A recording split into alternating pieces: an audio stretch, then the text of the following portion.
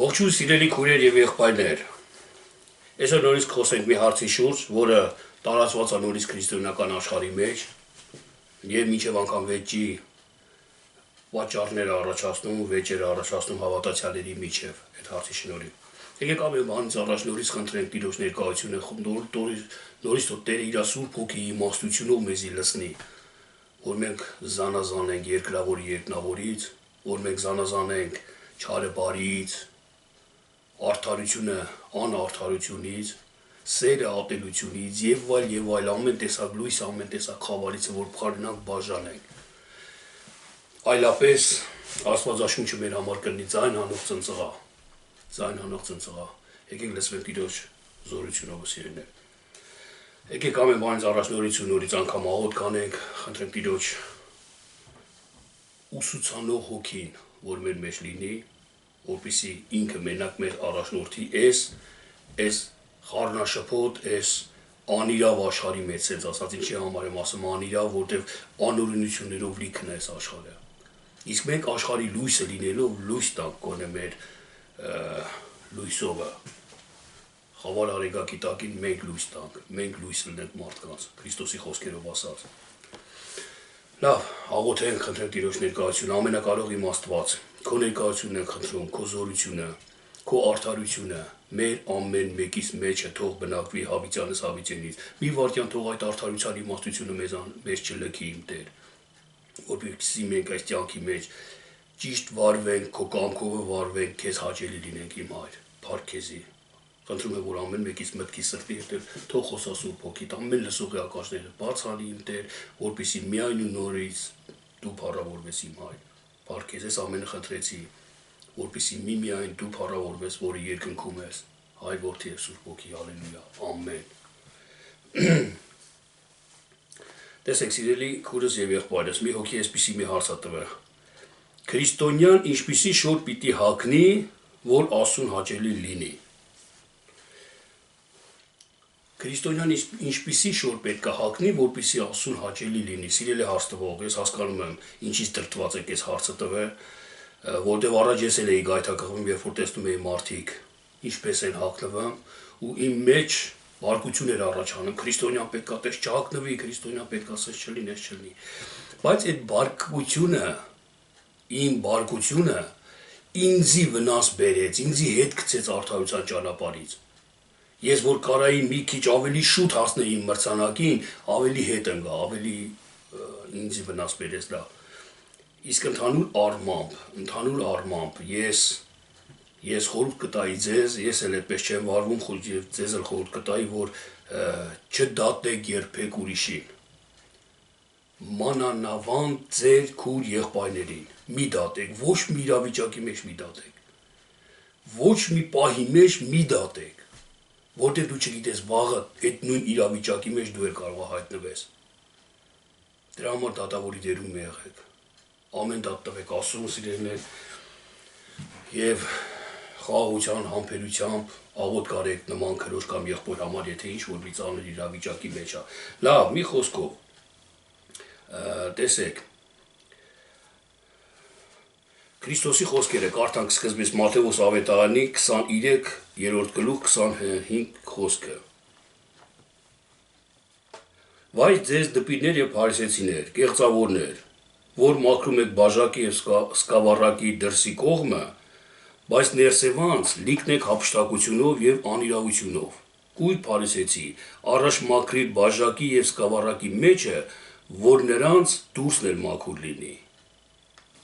Եվ ամբողջ 23-րդ գլուխը խոսում է փարիսեցիների մասին, փարիսեցի բնագրով թարգմանվում է կեղծավոր, որ դրսով ուրիշ բան են ասում, ներսով ուրիշ են։ Սրանք կոչվում են փարիսեցիներ սիրելիներ։ Եվ Հիսուս Քրիստոսը հանդիմանում է փարիսեցիներին, որ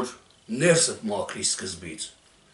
Քո իմաստությունը, քո հասկացողությունը թող սրբության վրա լինի։ Եթե դու հավանություն տաս քո ներսով սրբությանը, քո դուրսը սրբություն է գործելու։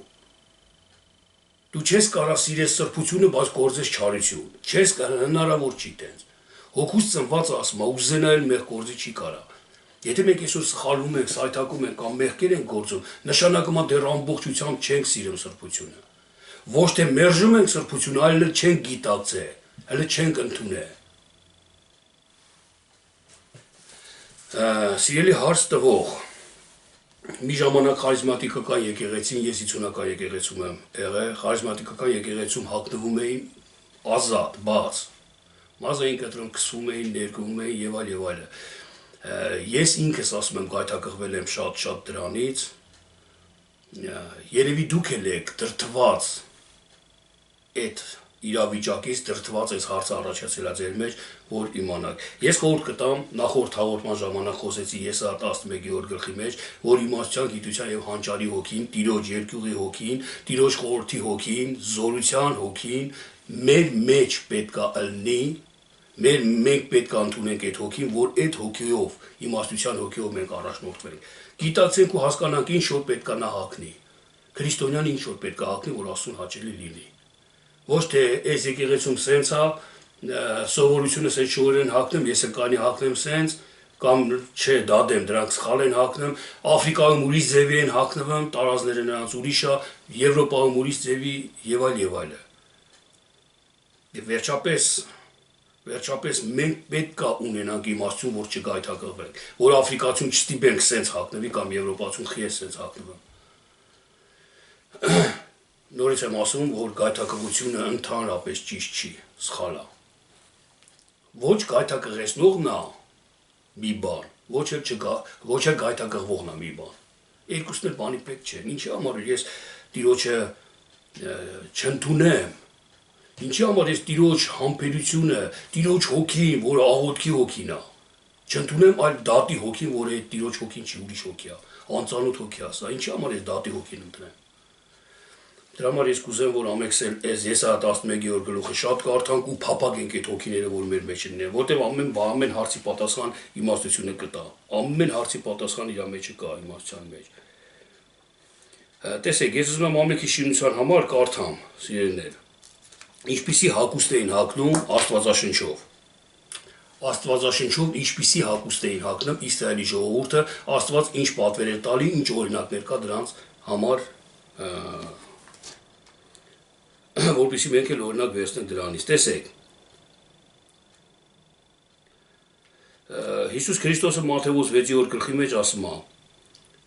հոգ մի արեք, ինչ պիտի ուտեք, թե ինչ պիտի հագնեք, նայեք դաշտի շուշաններին, երկնքի թռչուններին, դաշտի շուշանները ասում է, դաշտի շուշանները այնպես են հագնված, որ ոչ աշխատում են, ոչ տանջվում են, ոչ ցանում են, ոչ գնում խանութից ընտրություն են անում, որ լավն առնեն թե վատը։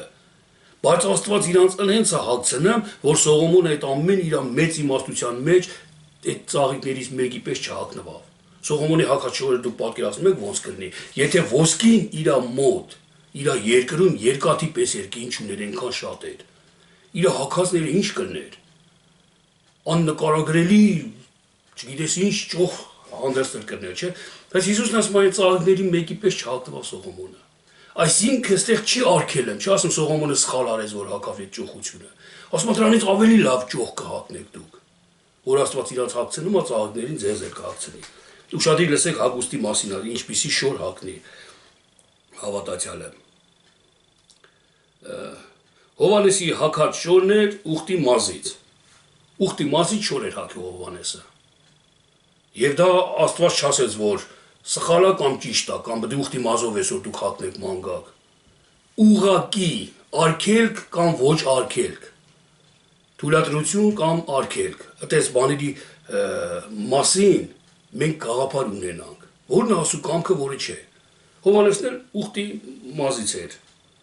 հագուստ հագած։ Հարուստը այն առակի մեջ ասում Հիսուս Քրիստոսը, որ ծիրանի էր հագել։ Հագուստը ծիրանը էր հագել։ Հարուստ եւ աղքատ հազարոսների են առակի մասին, հարուստը ծիրանի հագած, հարուստ էր շռայլում էր։ Այսինքն ծիրանին ոնց որ հարուստը վերջում գնաց դժոխք, չէ՞։ Ուրեմն մենք հասկանում ենք, եթե մարմնավոր նայենք Իսրայելին, ճիշտ հասկացեք սիրելի լսողներ, ինչ եմ ասում, միտքը։ Եթե այդպես նայենք, ուրեմն ծիրանի պետք է մենք չհագնենք, ասուն հաճելի չի, սիրելի հարստվող։ Դուք ասում եք ինչն է հաճելի, որտեղ այստեղ հարուստը ծիրանի էր հագել ու դժոխք գնաց, թեև այդ հակած չէր պատճառը, բայց համենայն դեպս իր դժոխք գնալու բաներից մեկն էլ ծիրանի հակածն էր իր։ Իսկ հայտության 3-րդ գլխի մեջ Աստված ասում է. նա որ հաղթի, ճերմակներ պիտի հագնի։ Ով հաղթի, այս աշխարհի մեջ մեղքին ով հաղթի, պետքա ճերմակ հագնվի։ Եվ 3-րդ այդ նույն գլխի 18-րդ խոսքի մեջ էլ գրված է. ինձնից արդ ճերմակ հանդերձ, որ հագնես։ Ճերմակ խորհրդապատկերը մենք հասկանում ենք, որ սրբության խորհրդապատկերն է, սուրբ, մաքուր, սպիտակ ամենակ։ Ասում է ինձնից հագի այդ հագուստը, որ հագնես։ Ճերմակ հագուստը առ, որ հագնես։ Տեսեք, օրինաց 22:5-ի մեջ գրած է. կինը մարդու հագուստ չհագնի, մարդն էլ կնոջ հագուստ չհագնի։ Ստեղ էլ արգելում է, չի ասում ծիրանի հագի, սպիտակ հագի, կարող է տղամարդու հանդերձն է սպիտակ, բայց արգելում ասում է, չէ, կինը թող իր հանդերձը հագնի կնոջ։ Նա էլ ամուսինն էլ կնոջ հանդերձ չհագնի, տղամարդու հանդերձ հագնի։ Սա իհարկե խորհուրդ է, այդ մասին կարծեմ մենք խոսացել ենք, որ տղամարդը շարունակության սերունդն է, կինը ցանկությունն է, թող ցանկությունը շարունակության սերունդի ասու խոսքի տեղը իրան չդնի, ոչ էլ ասու խոսքը իր ցանկությունով առաջնորդի, ոնց ուզենա։ Այս խորհրդապատկերն է սա, որ այդ շնորհները մեկը մեկի տեղը չգրավեն։ Բայց մենք խոսում ենք հագուստների մասին, սիրելիներ։ Երկրորդ մնացորդած 35:22-ում գրած է. Հովսյան պատերազմի համար հագուստը փոխեց։ Ուրեմն գոյություն ունի պատերազմի հագուստներ։ Իսկ Պողոս Արաքյանն ասում է, այս կյանքը պատերազմ է, իսկ մենք զինվորներ։ Եկեք փնտրենք բոլորս էլ մի հատ պատերազմական հագուստ հագնենք։ Տենանք Աստվածաշունչը մեզ ինչ խորհուրդ է տալի հագնվելու մասին։ Եվ այս բոլոր մտքերը, որ հիմա ես կարդում եմ, կընդհանրացնենք, սիրելիներ։ Առակաց 27-րդ գլխի մեջ էլ գրված է 26 խոսքում, թե գառները հագուստիդ համար են, այսինքն գառան մորթիից էին հագնում մարդիկ, գործում էին, գործվածքով հագնում էին։ Տիրոջ հաճելի հագուստները։ Ղուկաս 9:29-ում գրված է. հագուստը ճերմակ ու փայլուն եղավ։ Այն ժամանակ, որ Հիսուս Քրիստոսը բարձրացավ լեռը աղոթք անելու, Պետրոս, Հովհաննես, Հակոբոսը, երբ որ նայում էին, մի քիչ իրանցից առանձնացավ ու բարձրացավ, երբ որ Եղիային ու Մովսեսին տեսավ Քրիստոսը, խաչելությունից առաջ ամեն դեպքը հիշեք, այդ ով կարդացել կիմանա, այդ ժամանակ իր հանդերձները ճերմակ սպիտակ դարձան ու փայլուն դարձան։ Բայց միջև այդ ճերմակ չէր, չէ՞ որ Քրիստոսը գնաց աղոթք անելու, ասում է ճերմակ կացան ու փայլեցին։ Տեսեք, արգելք չկա ստե ոչ մի կոնկրետ չի ասում սա հագի, այսպես պետք է հագնես։ Առաջի Տիմոթեոս 2:9-ում էլ գրած է. կիները վայելուչ հագուստ հագնեն։ Տեսեք, այստեղ վայելուչ, չի ասեմ սպիտակ, կարմիր, երկար, կարճ, վայելուչ։ Որ կնոջը վայել է այդ հագուստը։ Նախ տղամարդի հագուստ չի, երկրորդն էլ վայել է։ Թե ոնց հագնեմ ես, որ վայելը լինի, Աֆրիկացուն վայել է այն շոուերը փաթաթած կամ հնդիկներին, Եվրոպացուն այդպես չես կարող հագցնես, ոչ էլ հայերին։ Ուրեմն վայելուչ ում կողմից է վայելուչ, տիրոջ կողմից, ո՞րն է տիրոջ կողմից վայելուչը։ Ոնց ես իմանամ աֆրիկացու պես հագնվեմ, հնդկացու, թե եվրոպացու, թե ամերիկացու պես, թե հայի պես, թե ռուսի պես։ Ոնց ես հագնվեմ, որ հաճելի լինեմ տիրոջը։ Սրա համար նորից Եսայի մարգարեության 11-րդ գլխին բերենք օգտության մեզի, որ մեր վրա հանգչի տիրոջ հոգին, տիրոջ իմաստության, գիտության եւ զորության հոգին, հանճարի հոգին։ Այդ գիտության, իմաստության հոգիով մենք առաջնորդվենք, որն է հաճելի, որը չէ։ Ես չեմ կարող գնամ հարսանիք, հին կեղտոտ ճղված շորերով, վրիցս ասենք չգիտես հոտ գալով, ես ինչ հատուկ եմ պատրաստվում հարսանիքին, որտեղ այնտեղ մարդիկ կան, ուրախության վայր է, չգիտեմ ինչ է, վայել չի ինձի, որ ես ճղճղված, ես ինչ չգիտեմ ինչ շորերով, հին կեղտոտ շորերով գնամ այդտեղ։ Եթե ես գնամ, ոչ մեկ ինձի չի արգել, ես եթե այդտեղ շորեր հագնեմ, փողոցով քայլեմ կամ գոմի մեջ աշխատեմ, ոչ մեկ ինձի չի դատի։ Բայց որ ես այդ շորերով մտնեմ հարսանիք, վայել չի ինձի այդ հարսանիքի վայրում։ Պետք է մենք իմաստությունը մեզ զանազանի, որն է մեզ վայել, որը չէ։ Լավ, հիմի տեսնենք, Աստծո կամեցած, Աստծո սիրած, Աստծո պահանջած, Աստծո հոգիով ես այս ամենը ասեցի մարմնավոր հագուստների մասին, ոնց գրված էր Աստվածաշնչի մեջ։ Հիմա ես ասում եմ հոգևոր հագուստների մասին, որը նորից ոնց գրված է Աստվածաշնչի մեջ։ Ինչ հագուստ պետք է մենք հագնենք հոգևոր, որ Տիրոջը հաճելի լինենք, սիրելի հաշտվող։ Տեսեք, Հռոմեացիների, լավ, Մատթեոսի 6:29-ում գրված է։ Լավ, էսի կարդացինք դաշտի Շուշանների մասին է գրված։ Էսի կարդացինք, լավ։ Հռոմեացիների 13:12-ն եմ կարդում։ Մեր վրա հագնենք լույսի զենքերը։ Լույսի զենքը ո՞րն է։ Մեր վրա հագնենք Պողոս առաքյալն ասում լույսի զենքերը։ Ու շատ եղեք ես կարդամ, հետո բոլորը նորից կեզրակացնենք կամ փոփենք։ Հռոմեացիների 13:14-ում էլ գրված է. հագեք Տեր Հիսուս Քրիստոսին ձեր վրա։ Հիսուս Քրիստոսին հագեք ձեր վրա։ Աստծո մեր հանդերձը Հիսուս Քրիստոսը պետք է լինի։ Հոգևոր մտքերն եմ ես կարդում ստեղ ծերերներ։ Հագեք նոր մարդը, հին մարդը ձեզանից դեն գցեք, հագեք նոր մարդը։ Նոր մարդուն պետք է հագնենք։ Մեր հանդերձը պետք է լինի նոր մարդը։ Այս հանդերձը, որ ծածկում է իմ մերկությունը, իմ մարմինը, պետք է նոր մարդը հագնեմ ես իմ վրա։ Նոր մարդ պետք է մարդիկ տեսնեն իմ վրա, իմ հանդերձը, որը ծածկում է իմ մեղքերը, նորից եմ ասում, պետք է լինի նոր մարդ, պետք է լինի Քրիստոսը։ Հագեք ձեր վրա Քրիստոսը։ Գիտությունով նորոգված։ Այդ նոր մարդը գիտությունով նորոգված, գիտությունը հագեք ձեր վրա։ Տեսեք, սիրելիներ, ուրեմն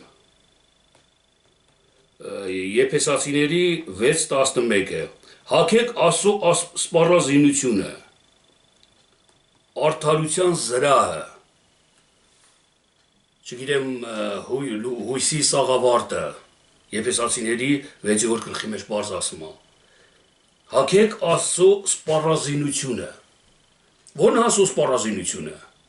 Ֆիզիկապես էլ ես չեմ կարող միջև անգամ ասեմ Աստծո սպառազինությունը ո՞րն է, որ ես հագնեմ։ Իսկ հոգևոր Աստծո սպառազինությունը արդեն ես պետք է իմանամ, հոգու սուրը, որը խոսքն է ասում։ Այն համեստությունը, այն խոնարհությունը, այն բարի գործերը, այն նոր մարդը, սա է Աստծո սպառազինությունը, սա է Աստծո հանդերձները, Աստծուն հաճելի հանդերձները մեր վրա, որ մենք պետք է հագնենք։ Սա է ամենահաճելին Աստծուն։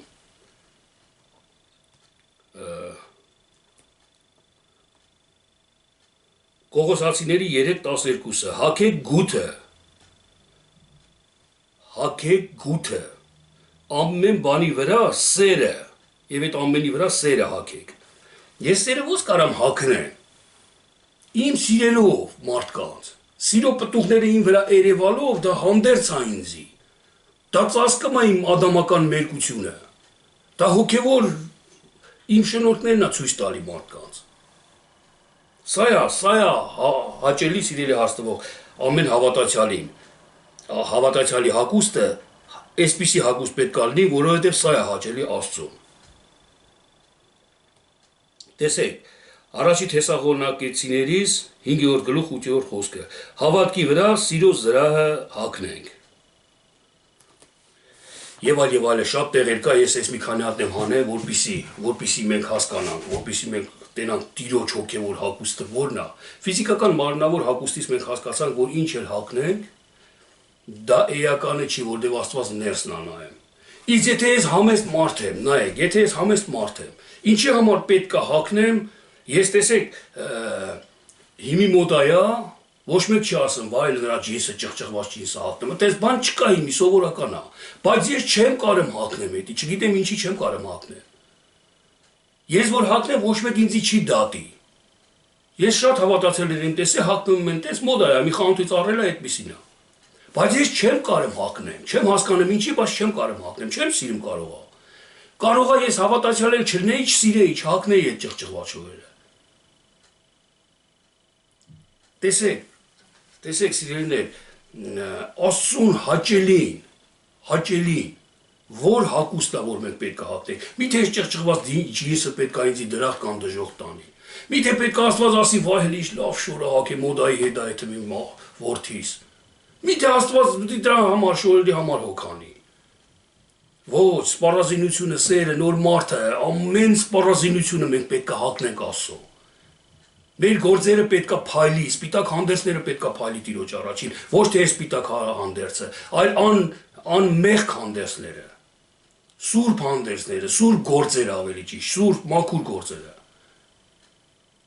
Իսկ երևույթով հակնվելը, արդեն եթե ես նորից եմ կրկնում, եթե ես սուրբ եմ, անառակի շոր չեմ հակնի,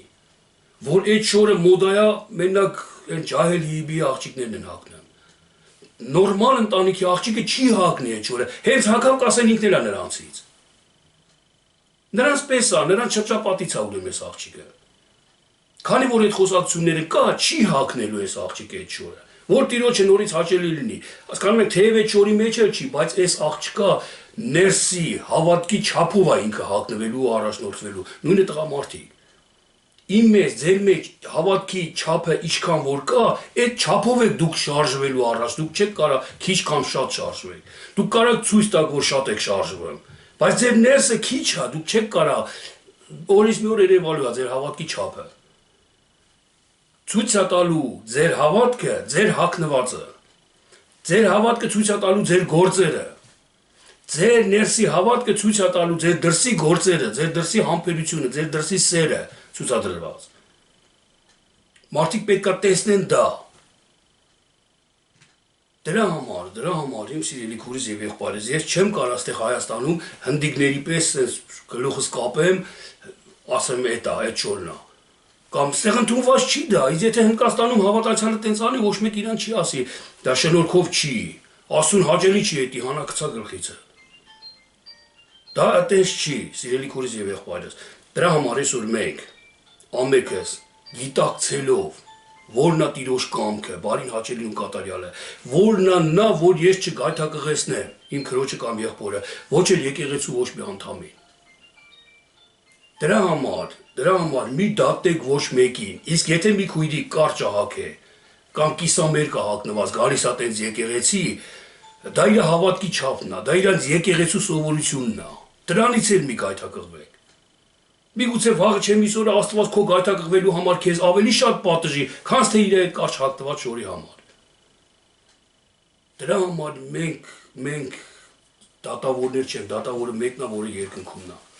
Եթե քեզ հաճելի չի, եթե դու տեսնում ես կողքերդ մարդիկ նորմալ են սախա, այսինքն ինչ ձև են հագնված, ինչն է այդ եկեղեցու կարգ ու կանոնը, աշխարհի կուլտուրան որն է, քո հորը, քո մորը ինչ շոր դուր կգա, որ դու հագնես։ Դու տենց հագնվի, բայց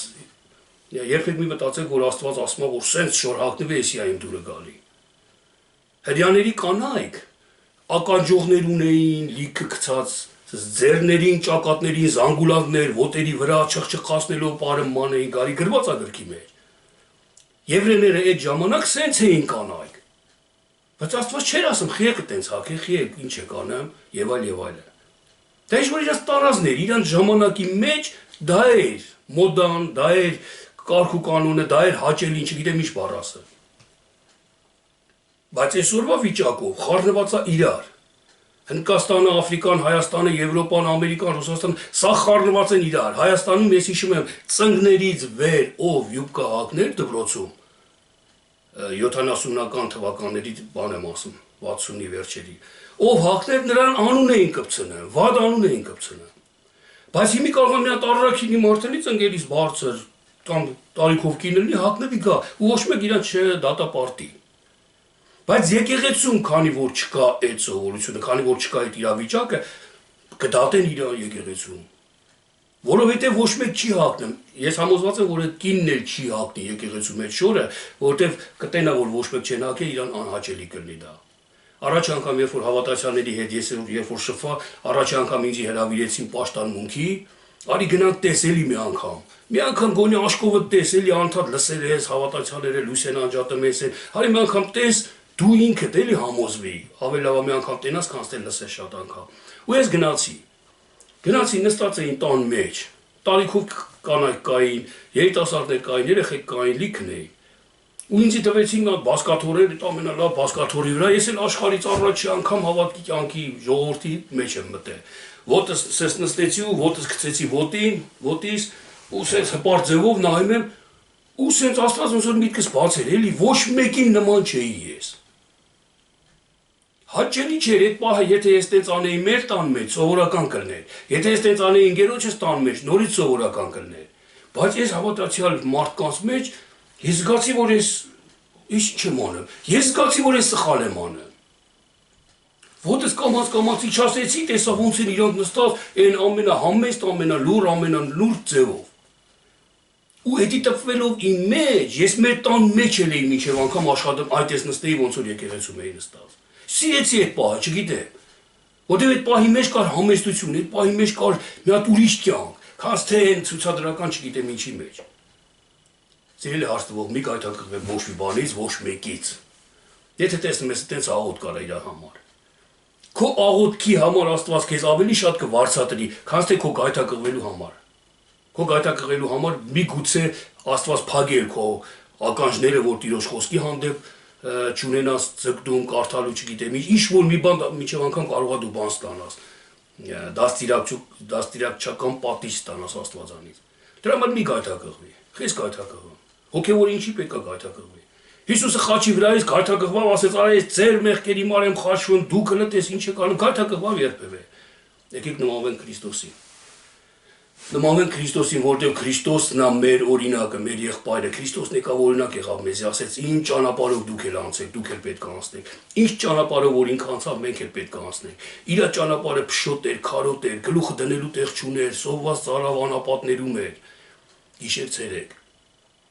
Իր ճանապարհը բժշկություններ անել էր, մեռելերին կենդանացնել էր, իր ճանապարհը փշեպսակ կրելու, մտրակներով ծեզնվելու խաչը բարսանալն էր իր ճանապարհը։ Եվ Հիսուսն ասեց, այս բոլոր ճանապարհով դուք պետք է անցնեք, որ ես անցա, դուք էլ պետք է անցնեք։ Այսօր որ մի հավատացյալ նա խաչել է, փշեպսակ կրել, մտրակով ծեծել են, գլուխը քնելու տեղ չի ելը դնելու, եղել է ձեր մեջ մեկը տենց։ Ֆիզիկապես ոչ, չի եղել բայց հոգևոր բոլոր հավատացյալներն անցնում են այդ ճանապարհով։ Բոլորիս էլ ծեծում են, անարգում են ու խաշն են հանում։ Բոլոր ճշմարիտ հավատացյալները Քրիստոսի ճանապարհով անցնում են, բայց ոչ ֆիզիկական ձևով, այլ հոգևոր ներսում մեր հոգու կյանքի մեջ, որտեղ Աստված հոգի է, եւ մենք էլ նրա հոգևոր ճանապարհը ոնց որ անցավ Քրիստոսը, մենք էլ պետք է այդ ճանապարհն անցնենք։ Այսքան ամենքի շինության համար եղեք օրհնված Տեր Հիսուս Քրիստոսի անունով, աղոթում եմ ձեր բոլորի համար։ Ձեր բոլորի համար իմ ուրախությունն է, որ մի հոգի այսօր անծանոթ մեկն առաջ անգամ զանգում ինձ խոսալու հարցնելու կամ բան ուրախանում եմ ես։ Ես ուրախանում եմ սիրելիներ։ Մոտեցեք Աստծուն եւ Աստված կմոտենա ձեզի։ Մոտեցեք սրբությանը եւ մեղքը կփախչի ձեզանից։